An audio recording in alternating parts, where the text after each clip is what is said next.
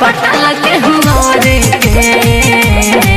बनी गुप्ता जी के मल फिलहाल पटाला के हुआरे के का बुझला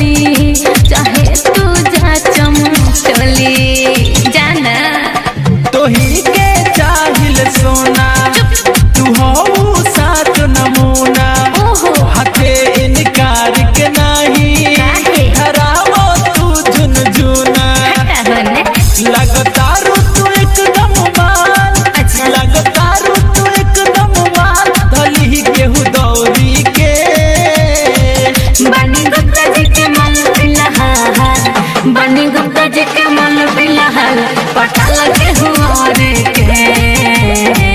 बनी गुप्ता जी के मन फिलहाल पटाला के हुआरे के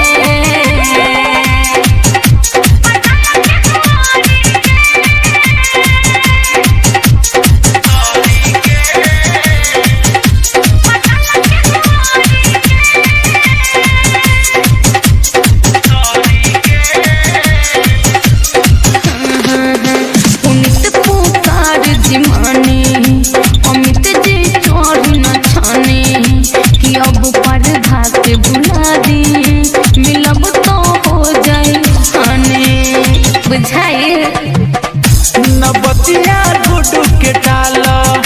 कि गलिया दोनों छुआलो मरद भभुआ जिला के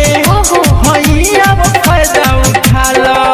बाड़ू के करल रखले जान बाड़ू के करल रखले जान तू अपन फुलौरी के बनी गुप्ता जी के मल फिलहाल बनी